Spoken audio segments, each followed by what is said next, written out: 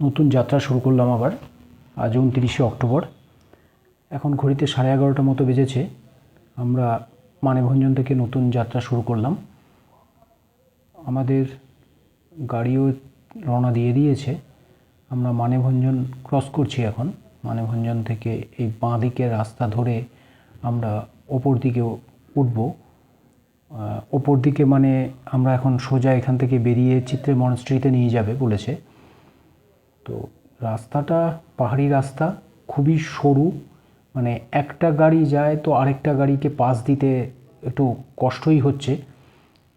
খুবই পাতলা রাস্তা। রাস্তার কন্ডিশন এখন পর্যন্ত ভালো পেয়েছি।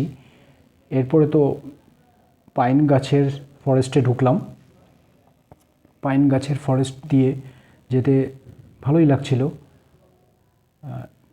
মনে হচ্ছে যেন অন্ধকার নেমে এসছে, এতটাই ঘন জঙ্গল। এই পথ দিয়ে বেরিয়ে আমরা আঁকাবাঁকা পথে আমরা উপরের দিকে উঠছি। মানে রাস্তা প্রচণ্ডই আঁকাবাঁকা, কিছু পরে পরে ইউটার্ন আছে। এই পথ দিয়ে এখন আমরা চিত্রা মনাস্ট্রিতে পৌঁছালাম। চিত্রা মনাস্ট্রিতে এই ঢুকছি, তো ড্রাইভার বলল যে তাড়াতাড়ি করে চলে আসবেন, আকাশের অবস্থা ভালো না। তো তাই চিত্রা মনাস্ট্রিতে ঢুকছি আমরা এখন। মনাস্ট্রির ভেতরটা ঢুকতে পারলাম না, কারণ আজ বোধহয় বন্ধ আছে। দরজাটা দেখলাম সবই বন্ধ, ভেতরে ঢোকার উপায় নেই দেখে আমরা বাইরে থেকেই ঘুরে একটু ফটো তুলে বেরিয়ে পড়লাম। তো দেখুন চারপাশটা কীরকম ঘন মেঘ হয়ে আছে। আমি দেখাতে পারছি কি না ঠিক মতন বুঝতে পারছি না আমি। এই দেখুন, চিত্রা মনাস্ট্রি থেকে বেরিয়েই আমরা আবার আঁকাবাঁকা পথে, সরু আঁকাবাঁকা পথ, এই পথ ধরে উপরে উঠছি। উপরে উঠতেই দেখুন বৃষ্টিও শুরু হয়েছে। বৃষ্টির সাথে সাথে ঘন মেঘ সাম্রাজ্যে প্রবেশ করছি। ঘন মেঘ মাঝে মধ্যেই চলে আসছে, কুয়াশার মতো। আস্তে ঘন মেঘের মধ্যে দিয়েই আমরা যাত্রা আমাদের শুরু করেছি। তো রাস্তাটা নিতান্তই উঁচু, মানে খাড়া, এতটাই খাড়া যে গাড়ি আমাদেরকে নিয়ে যেতে মনে হচ্ছে যেন ওর জিভ বেরিয়ে যাবে, মানে এত কঠিন আওয়াজ। রাস্তাটা দেখুন প্রচণ্ড খাড়া, আর খারাপও আছে রাস্তাটা, খুব একটা যে ভালো তা নয়। এই পথ ধরেই আমরা আবার এই মেঘ প্রদেশে প্রবেশ করলাম। মেঘ প্রদেশ থেকে বেরিয়ে এখনও মেঘ প্রদেশের মধ্যেই দিয়েই আছি। ঘন মেঘ, কুয়াশার মতন, সাথে বৃষ্টি, ঝিরিঝিরি বৃষ্টি পড়ছে।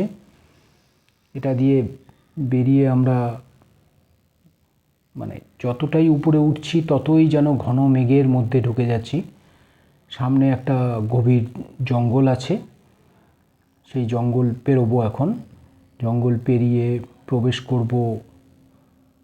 মানে এত বৃষ্টি আর মেঘ, এই গাড়িটা ক্রস করতে বেশ বেগ পেতে হচ্ছে। কোনো একটা গাড়িকে ক্রস করতে বেশ বেগ পেতে হয়। আমরা পৌঁছে গেলাম এখন টংলুতে পৌঁছালাম। টংলুর দৃশ্যটা খুবই সুন্দর। এই সামনে একটা সাইনবোর্ড আছে দেখুন, হাইট হলো 370 মিটার। টংলুর পাশেই একটা ছোট জলাধার আছে, সামান্য একটু জলও আছে তাতে। সামনেই এই আমাদের রথ। আমরা এই রথে করেই ওখান থেকে শুরু করেছিলাম যাত্রা। এরপরে এখান থেকে বেরিয়ে আমরা যাব টুমলিং। এখান থেকে যাত্রা শুরু করব। যাত্রা শুরু করে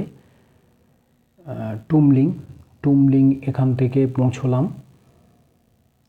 পৌঁছিয়ে আমাদের এখন নিয়ে যাবে হোমস্টেতে, যেটা আগে থেকেই বুক করা ছিল, সেখানেই যাচ্ছি এখন। নিয়ে হচ্ছে আমাদের লিটল সিস্টার, মানে এখানকার ম্যানেজার।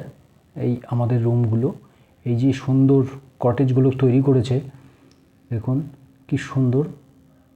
ওপরে ডাবল বেডের একটা রুম, নিচে ডাবল বেডের একটা রুম। যদিও এটা নতুন তৈরি হয়েছে, এখনও তেমনভাবে কমপ্লিট হয়নি ওদের, ইলেকট্রিফিকেশনের কাজ এখনও কমপ্লিট হয়নি। চলুন আপনাদের রুমের ভেতরটা দেখাই। এত সুন্দর ডেকোরেশন করে রেখেছে ভেতরে।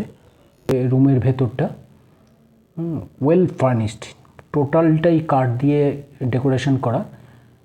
এত সুন্দর। দুদিকে দুটো বেড দিয়েছে। এটা হচ্ছে ব্যালকনি সাইড, ব্যালকনি, এই দুটো বেড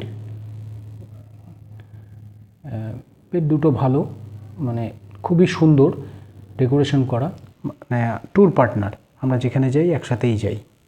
দেখুন বাইরেটা ব্যালকনির দিকটা, ব্যালকনির দিকেও ডেকোরেশন করেছে, সুন্দর ডেকোরেশন করেছে, কিন্তু এখনও ইনকমপ্লিট আছে। ইনি হলেন আমাদের ম্যানেজার। তো এই বন্ধু আমরা আমাদের সাথে, আমরা এই বন্ধুদের সাথেই ঘোরাফেরা করি, যেখানেই যাই। এই তিন বন্ধু মিলেই আমরা ঘুরতে বেরিয়েছি। আমরা যেখানেই যাই 3 বন্ধুই যাই এবং তাদের সাথে ফ্যামিলিও থাকে, কিন্তু এবার আমাদের সাথে ফ্যামিলি নেই। আমার এই ভিডিওটা কেমন লাগলো অবশ্যই জানাবেন আপনারা।